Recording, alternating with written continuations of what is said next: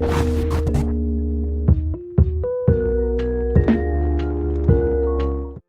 Leute, willkommen zu einer Folge von Doki Doki Blue Skies Mod. Letzte Folge haben wir mit Seori die Kürbisse ein bisschen dekoriert und alles so für die Halloween Party und haben auch einerseits realisiert, dass wir immer mehr Gefühle für sie entwickeln und das auch sogar mit unserer Mutter darüber, besprochen. Und ja, jetzt sind wir am nächsten Tag angekommen und ich bin mal gespannt, wie das sich jetzt so weiterentwickelt. So, man, do I regret staying up later yesterday. I knew it would be a bad idea. I knew I'd struggle to stay here awake. And waste more than one, I really am my worst enemy.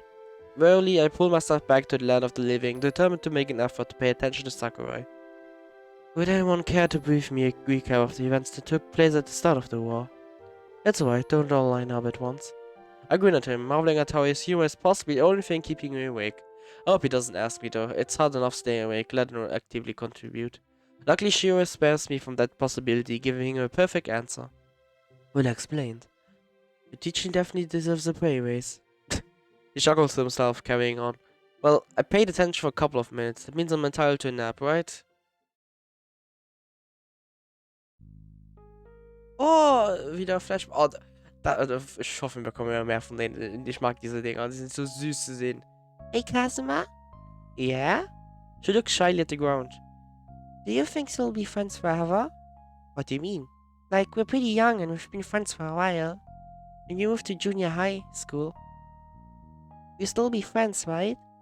And even when we move to high school. Hey, Seori, where's this coming from? Of course we will be. I'm my best friend. I always enjoy hanging out with you. You're my best friend too, Kazuma. You've always been really nice to me. I just don't want to lose that. So you're being so silly. I know. I have an idea. Something that means we'll always be friends. Oh, what? We should get married. Married? But isn't that what grown-ups do? Yeah, but we are 8 now. That's a pretty big number. Anyway, what do you think? If you're married, does that mean we'll be friends forever? I think so, yeah. I mean, my parents are friends, and they are married, so that must mean that that's how it works, right? Okay, how do we do it then? I think you have to get a grown-up to say it. Let me go find Mommy, hang on. Mommy. Yes, darling, what's up? Me and Siri are getting married. Marriage, eh? My mom, that's really mature of you two.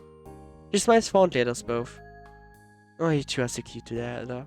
But being married isn't easy, you know. You have to support each other, and more importantly, you have to do special things for your partner. Like what? Mom leans forward, a playful look in her eyes. Things like sharing a chocolate, Seori. So you gasp. Do you think you could do that? And Kazuo, you have to compromise too. What does that mean? Well, let's just say that one day you want to play video games, but say you want to go to park. What would you do? Easy, we go outside first, then come in and play.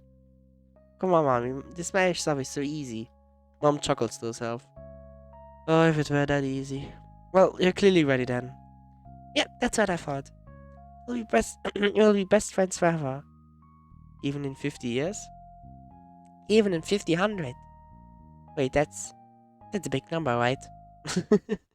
If we start, I'm jolted back to the present. Jeez, this isn't the kind of history I expect to learn about when I'm started this class. Man, where did it all go wrong? We used to be inseparable. Best friends until the end, no matter what happened. I know we were talking getting along these days, but there were a few years we had no contact.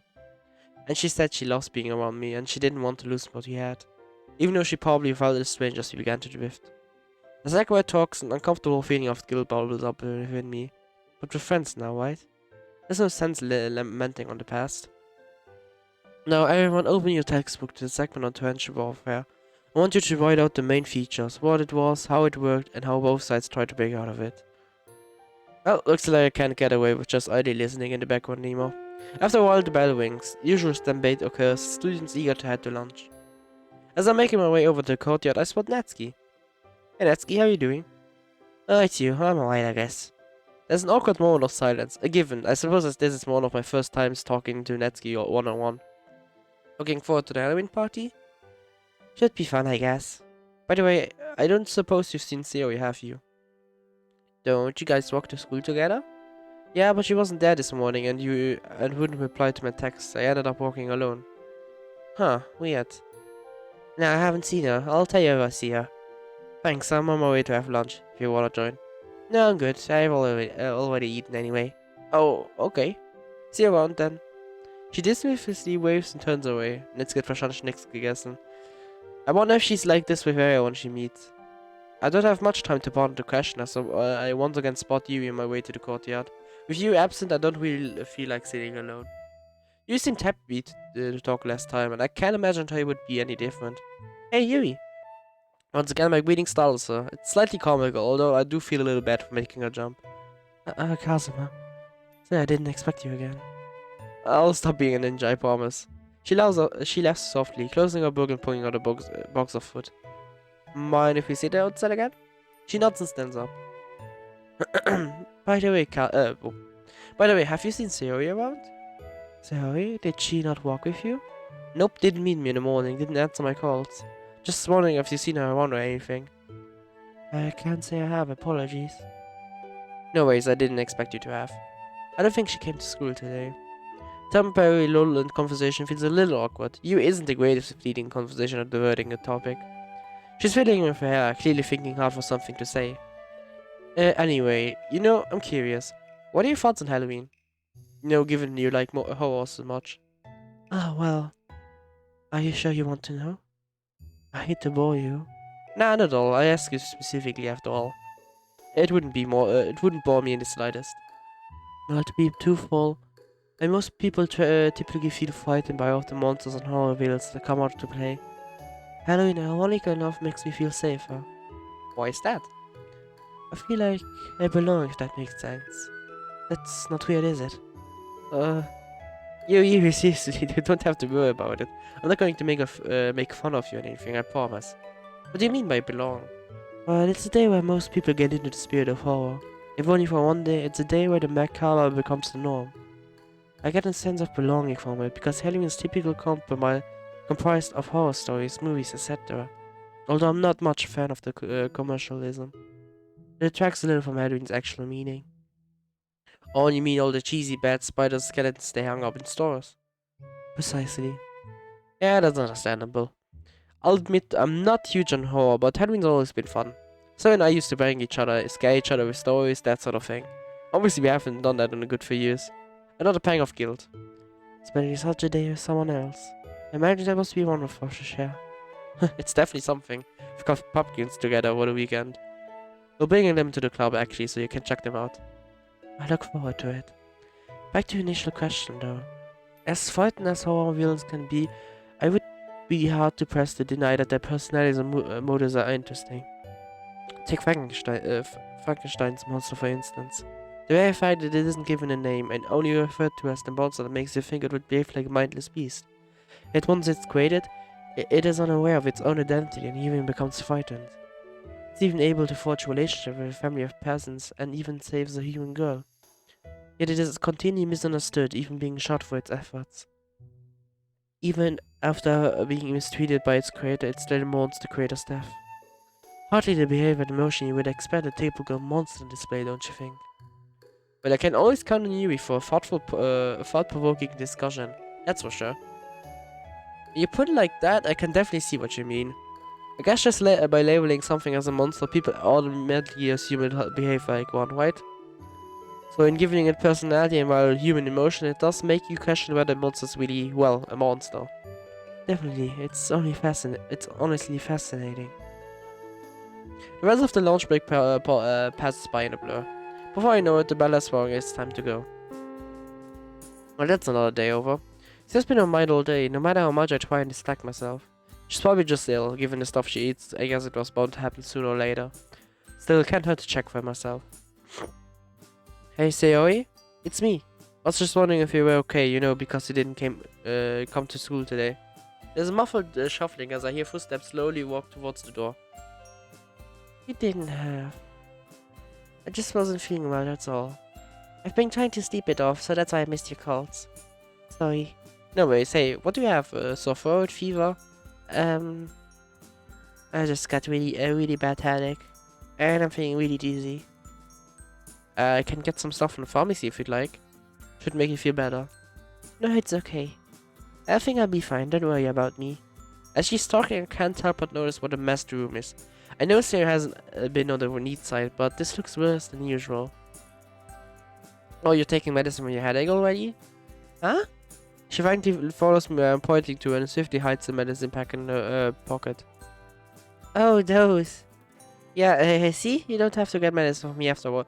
Das sind definitiv keine Tabletten für die Kopfschmerzen. Definitiv nicht. Right. Anyway, I'm sorry if I'm not in the mood to talk. This headache is a real meanie. If you don't mind, I'm gonna try and get some sleep. See ya. So, wait. What is it, Kazuma? Look, I know you're concerned about me, and it's really sweet. But for once, can you just stop it? Okay, I'm just really tired of not feeling myself. I stare at her, hurt.